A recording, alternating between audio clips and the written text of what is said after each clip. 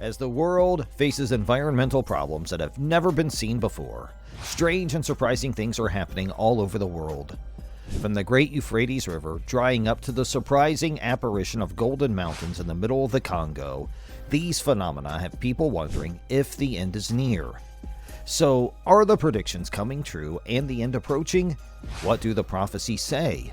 Join us as we explore the mysterious and unexplained phenomena that are happening in our world today and what they could mean for our future.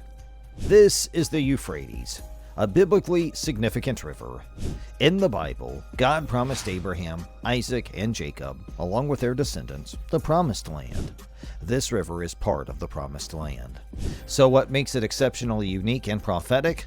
Let's get to know the river first. The Euphrates River originates in eastern Anatolia, flows generally south through the provinces of Sanliurfa, Adıyaman, and Gaziantep in southeastern Turkey, crosses the border into Syria and Iraq through Mesopotamia, and eventually empties into the Persian Gulf in Basra after merging with the Tigris River in Shatt al-Arab. Its total length is somewhere around 2,800 kilometers, with Turkey accounting for 971 of those kilometers. The Euphrates River receives water from two more rivers in addition to the one that serves as its primary stream. These two rivers are known as the Karasu and the Murad. They come together in an area close to the Keban district of the Elazig province, which is the location of the 210-meter-high Keban Dam, which was constructed between 1965 and 1975 and is one of the largest dams in Turkey.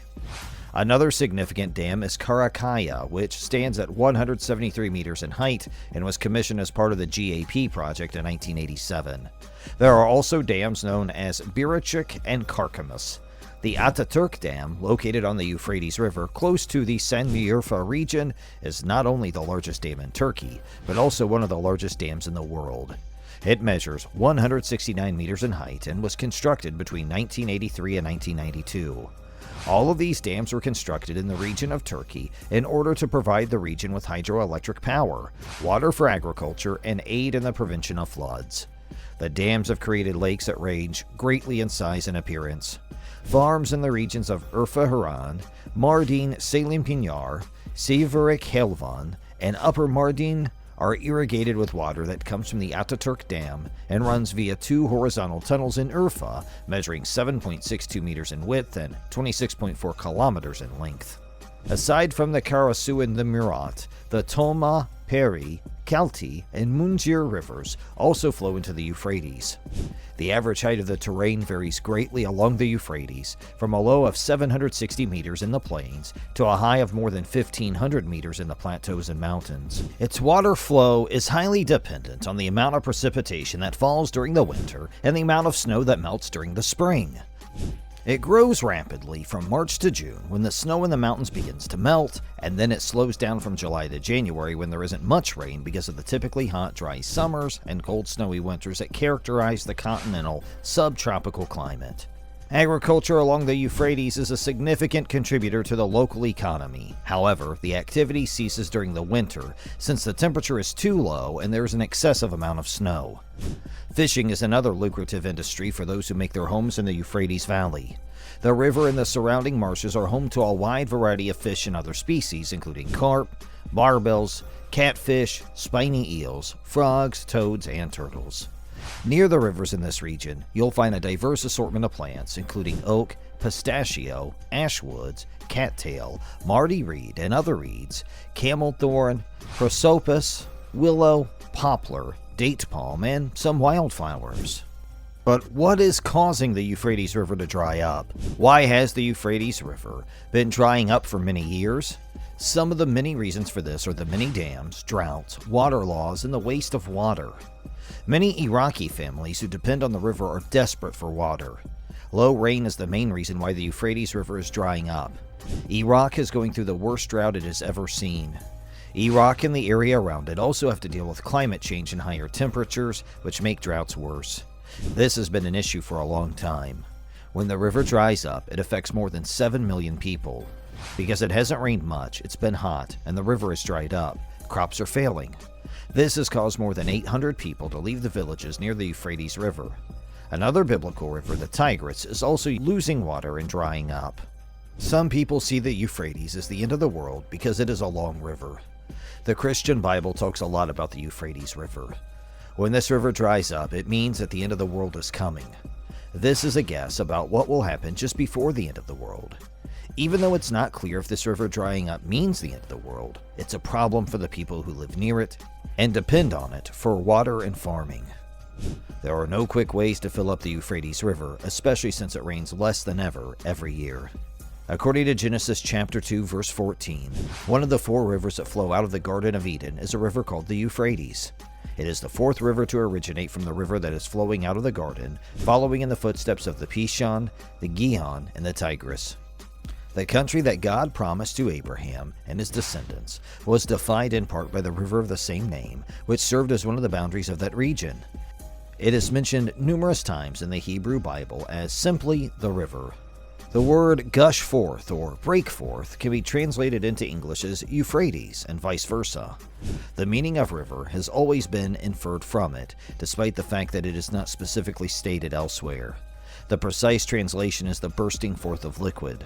The name to gush forth is derived from the root word Euphrates, which was used to name the river. In the book of Revelation, it is said that in the near future, the Potamos Euphrates, or breaking forth like water of the Middle East, will dry up in preparation for the Battle of Armageddon. But what about the Golden Mountains? Will they be revealed according to Islamic prophecies? Some of the sayings of the Prophet Muhammad, which are called hadiths in Islam, say that the Euphrates will dry up, showing unknown treasures that will cause fighting and strife. The treasure that is hidden in the mountain of gold will soon be revealed by the river Euphrates. Consequently, nobody who will be there at that time should take anything they can out of it. Sahih Bukhari. According to the words of the Prophet Muhammad, the hour will not come to pass until the river Euphrates dries up in order to reveal the mountain of gold for which people will fight. The conflict will result in the deaths of 99 out of every 100 people, and every man who is involved will think to himself, perhaps I will be the only one who survives. Sahih Bukhari, Sahih Muslim. According to a saying attributed to the Prophet Muhammad, the Euphrates reveals the treasures within itself.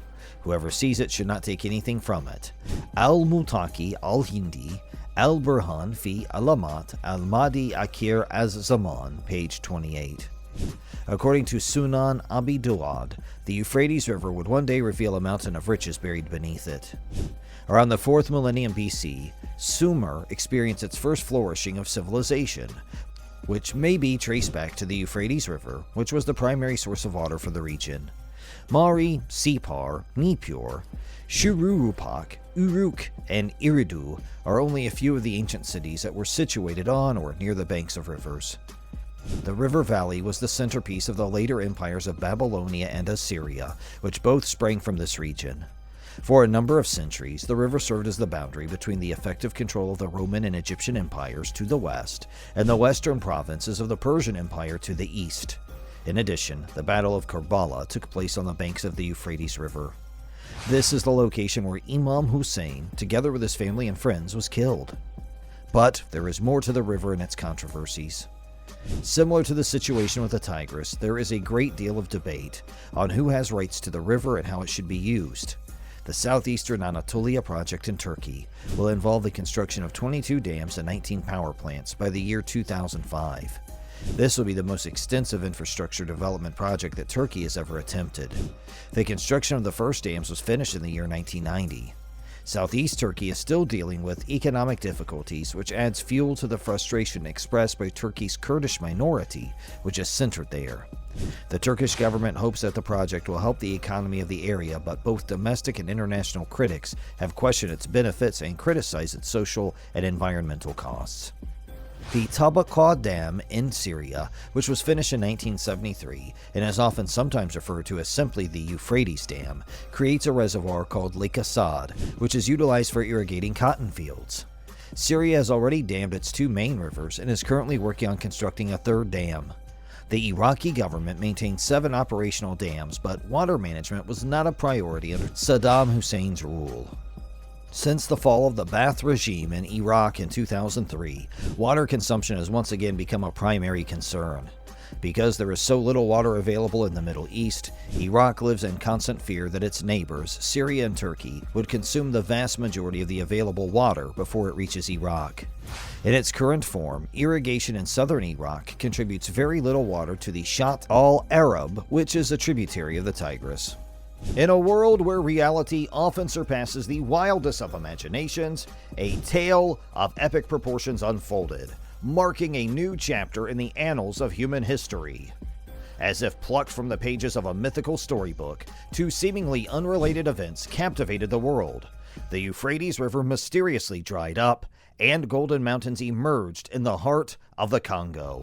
The Euphrates River, a lifeline that had sustained civilizations for millennia, had long been considered the cradle of life in the region. Its waters had nourished the ancient Sumerians, Babylonians, and Assyrians, giving rise to legends and wonders such as the Hanging Gardens of Babylon. Then, one fateful day, the once mighty river vanished, leaving only a parched riverbed in its wake. A collective gasp echoed across the globe as people grappled with the reality of this inexplicable occurrence. As the world reeled from the disappearance of the Euphrates, another extraordinary event unfolded thousands of miles away in the heart of the African continent. In the depths of the Congo, a land long shrouded in mystery and intrigue, a breathtaking sight emerged. Colossal golden mountains rising majestically from the earth, gleaming in the equatorial sun. News of the miraculous golden mountains spread like wildfire, and a feverish gold rush gripped the world. Now you know the truth about the Euphrates River and the Golden Mountains, but this is only the start of a bigger story that needs our attention. If you liked today's video, please press the like button and subscribe to our channel for more updates on this evolving story. And don't forget to share this video with your friends and family. And thank you for watching.